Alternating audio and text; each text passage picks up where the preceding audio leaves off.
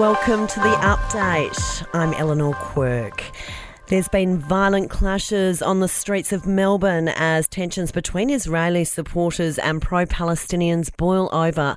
Bottles, rocks and racial slurs were hurled as dozens of officers were forced to form police lines to separate the groups at Caulfield. Jewish community member Adam says the situation is out of control. Certainly lines are being crossed and we're seeing it happen more and more.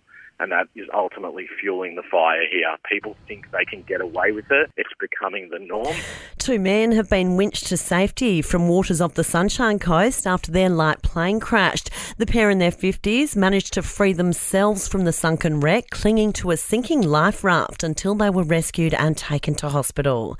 This year's Remembrance Day services marking 105 years since the signing of the peace agreement that ended World War I.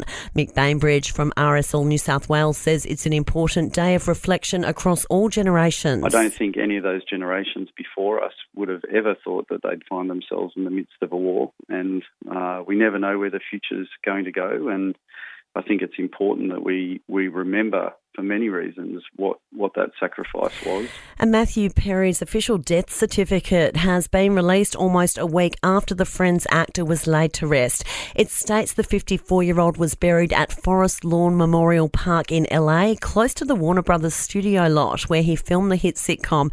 It notes his cause of death is still deferred after his initial autopsy results were inconclusive, pending a toxicology report. Sport and entertainment are next. To sport, and South Africa has chased down 245 runs with 5 wickets to spare in their win over Afghanistan at the Cricket World Cup. Hawthorn forward Chad Wingard could be headed to Collingwood. The 30-year-old's been put through a medical just a day after the Hawks delisted him.